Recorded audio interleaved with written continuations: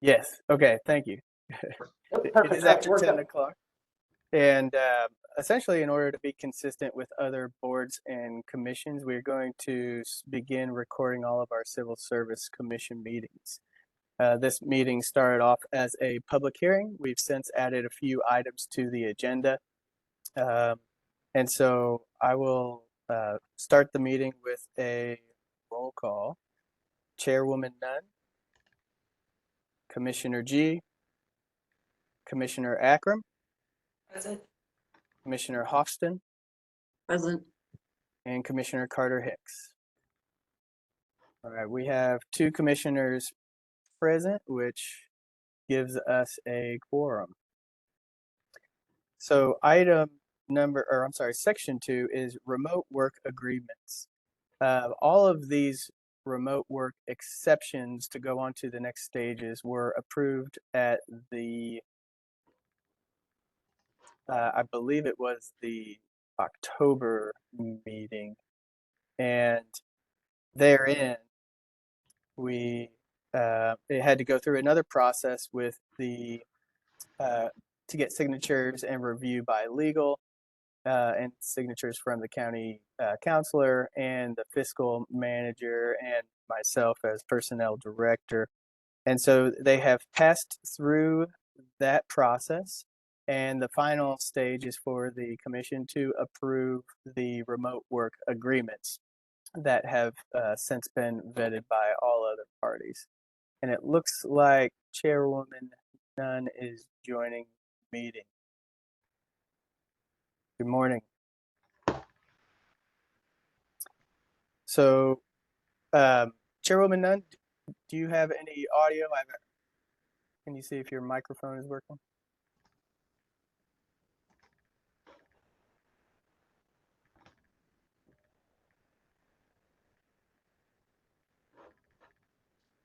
All right. I'm not hearing you. If you can hear us, but so item 2.1 is the remote work agreement for Lynn Francis. And I'm not sure if anyone from the department is here to make any comments, as I believe, for the most part, since these are pretty much done through the process, they speak for themselves. Does the commission have any questions?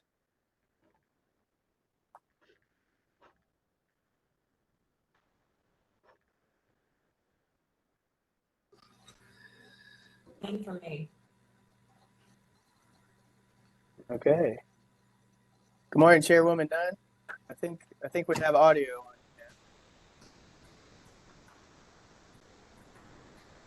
All right, can you hear me? Yes, we can.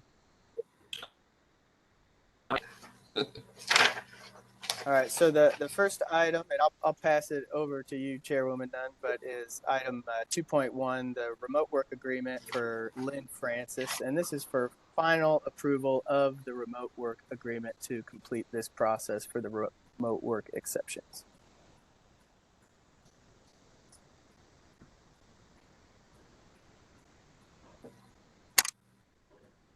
There are no questions. I'll move to approve. Good morning. Good morning. I'll second Raven's, Commissioner Akram's motion. All those in favor? Aye. Aye. Thank you. Item 2.2, the remote work agreement for Christopher Bergow. And Stephanie Leon Streeter is on the call. I don't know if you have anything to add to it, Stephanie, but you're welcome to.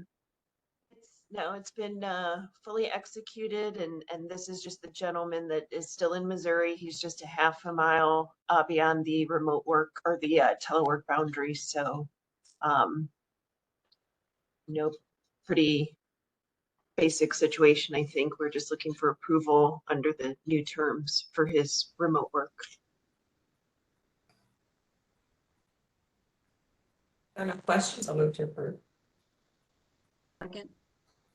All those in favor? Aye. Aye. Thank you. Thank you. Item 2.3, the remote work agreement for Stephen Zahner, who is in the assessor's office.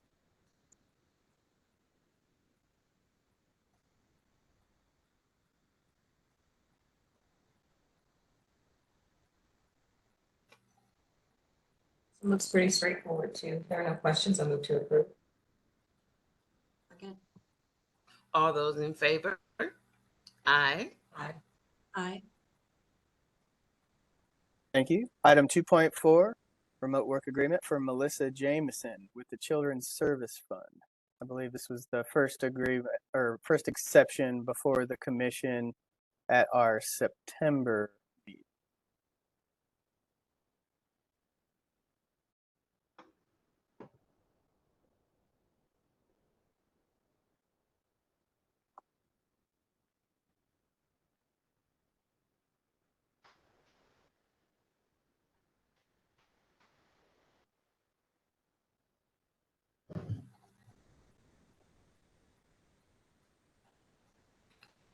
If there are no questions, I move to approve. All those in favor? Aye. Aye. Aye. Thank you. Item 2.5 is a request for an exception for Janice Schneider with information technology, the IT department.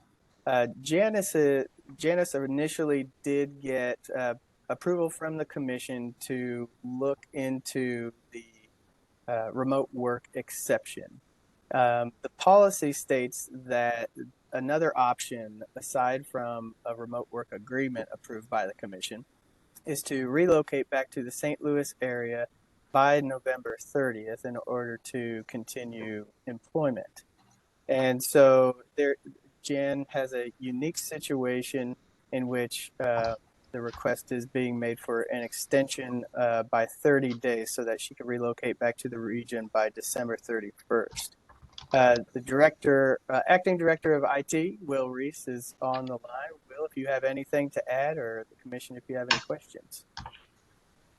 Where is she now? She currently Wisconsin. resides in Wisconsin. She's going to be relocating back to the St. Louis region by the end of the year, but due to a personal circumstance, she needs to be able to have a little bit longer time to make that window work out. So this is just an exception request to allow her to continue to be able to work remotely in her current location in Wisconsin until the end of the year. But we expect her. I'm sorry, does she live there or is she just there for the procedure?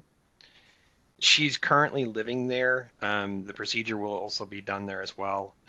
She does believe that she'll be able to relocate post that procedure being done.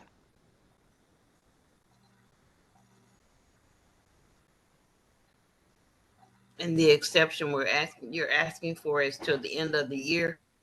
That's correct. Just to the end of the year to give her time to be able to get through the initial recovery of the procedure and then be able to relocate herself back to the appropriate St. Louis region.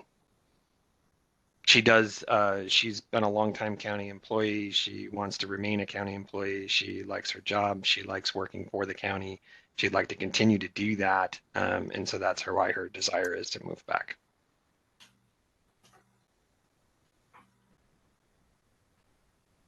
Has legal benefits yet? Yes, we have looked at it. Do you support the recommendation? If you would like to talk about it a little bit more, there is a closed session on the agenda that we can utilize. But legal has looked at it and does support it.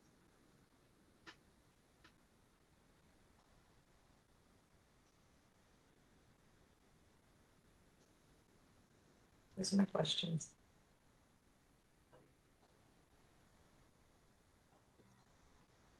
If there are no other questions, I'll move to approve. Second. All those in favor? Aye. Aye. Aye. Thank you. Section 3, salary decisions for approval. Item 3.1, standby pay and snow removal regarding transportation and public works, Parks and Recreation, and Spirit Airport. And there is a letter submitted on behalf of Director of Parks and Recreation, Brian Schaefer, and the Director of Transportation and Public Works, Stephanie Leon Streeter. Essentially, what has happened is there has been a pay adjustment that was approved by the commission at the last meeting for an increase in standby pay from $37.50 to $60 per pay period, and also an increase from the continuation of snow removal pay, an hourly increase from $6 per hour to $7. After further review, after that meeting, it was identified that the language in the collective bargaining agreement that impacts several of the positions affiliated with these pay adjustments, that there is language in the CBA that says shall not make pay adjustments. And so we are allowed as an organization to move forward and continue what has already been established and in place. But any other further adjustments, we are unable to do that without further negotiation and agreement with AFSCME, the union. And so before us today, we're essentially asking to revert back to the original maintenance standby pay of $37.50 and a continuation of the former hourly rate of $6. Stephanie has summed up some of it, but if you have anything to add, please feel free. I'm sorry, I'm going to jump in just real quickly. I believe we've had Commissioner Carter Hicks join us via phone. I'm going to try to promote. I just want to make sure that's all working before we get too much further in. Thanks, Jairus. We'll pause until that's resolved. Okay. All right, Commissioner Carter Hicks, I believe I have promoted you. I'm trying to unmute. You might have that ability on your end. Can you hear us? Can you hear me? We can. Great, I'm in. Thank Great, you. thank you. All right. Good morning, Commissioner Carter Hicks. All Good right. morning. And so, Stephanie, if you have anything to add? Just clarity that the $6 would be for all staff that respond to snow function. Are we working to renegotiate the CBA? Not that I am aware of. There has not been any formal negotiations that have started. There have been a few conversations with the county and AFSCME in response to this. And there is also, as Noah indicated earlier, a closed session should the commission care to ask for any sort of legal opinions on any of this matter.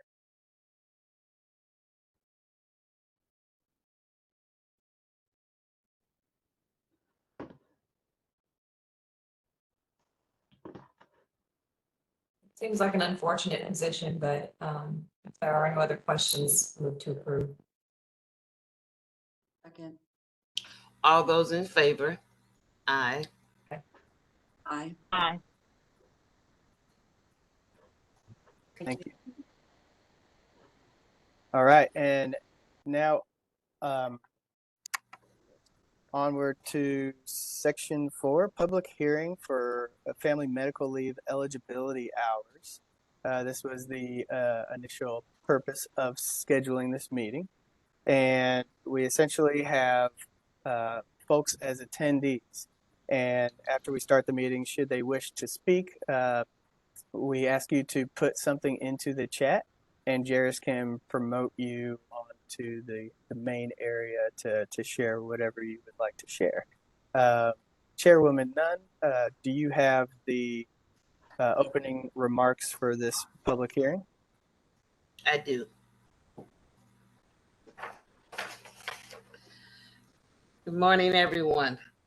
On behalf of the Civil Service Commission, we want to thank you for attending this public hearing and the proposed revision of the current civil service rules. The purpose of this public hearing is to provide an opportunity to receive comments and suggestions on the proposed revisions to the commission rules. Upon conclusion of this public hearing, the commission will review all of the written and oral comments received. The commission will decide upon the final revision to the rules at their next meeting, and revised rules will be distributed to the departments and made available on the county's internet and intranet pages. At this time, I would like to review the general procedures for this hearing. A county HR staff member will read written statements received in advance of the public hearing. Those present who have registered to speak will be called in order of registration. Speakers may present themselves on camera or by audio only, and the substance of their remarks will be recorded by a county HR staff member. Speakers are welcome to submit a copy of the prepared statements via email to countyhr@stlouiscountymo.gov, but are not required to do so. Time permitting, the commissioners may hear others present who wish to identify themselves and speak. Information not related to the purpose of this hearing will not be taken as part of this public hearing. Therefore, we will proceed with the written comments. Right. Go ahead, I was Jairus. just going to say I had Do not. we have any written comments so far? No, Pardon? I've not received any written comments, and I didn't receive anybody who wished to register to speak either.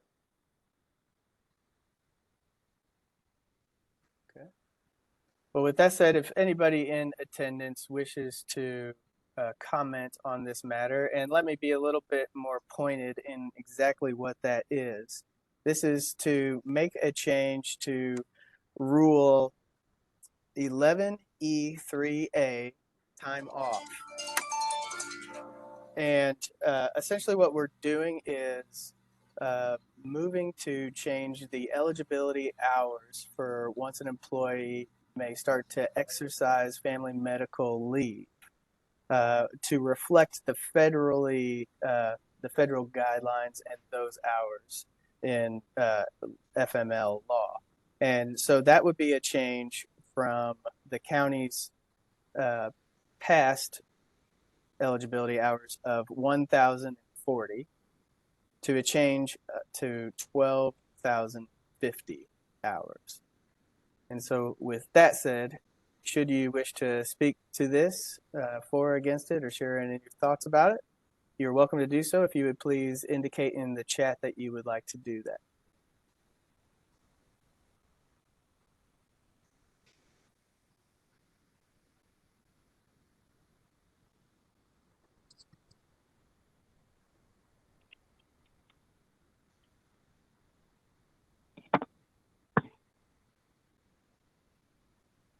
Jairus, have we received anything?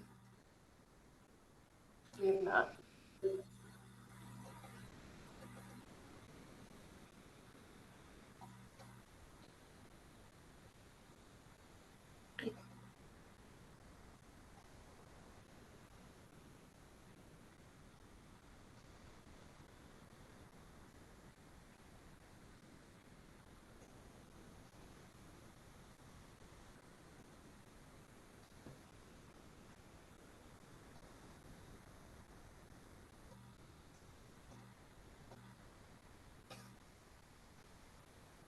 All right, Matt, having received nothing, no indication of any written or registered speakers or anyone else that wishing to speak on the proposal, what procedurally do we need to do? Well, I'd like to give it one more minute in case there was somebody shy. Okay. It is 12:21. I think when the clock reaches 12:22, if no one has elected to add anything in the chat. Noah, as long as you don't object, then I think we can close our hearing at that point. That is fine. I think you said 12, Matt, but it's Oh, actually 10. thank you. That is exactly right. At 10:22, I think we can call it. You're more than welcome to share thoughts. We certainly encourage you to do so.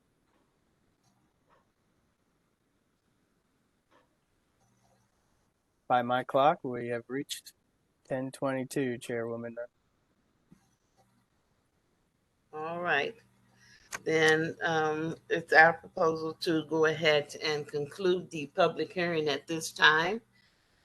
And that would be able to end the opportunity for remarks or any other information. And we will proceed as the general procedures that have been already outlined by myself in this matter. All right. Thank you very much. So move to conclude the hearing. Second. All those in favor? Aye. Aye. Thank you very Aye. much. Section 6, next meeting is November 14th, 1 week from today at 10 o'clock via WebEx events. And we also have our regular meeting scheduled for November 21st, 2023 at 11 a.m. via WebEx events. And section 7 is adjournment. Move to adjourn. Second. All those in favor? Aye. Aye. Aye. All right. Thank you for your time with the hearing and the special meetings this month, Commissioners. We will see you next week. Thanks. All right. Thank you.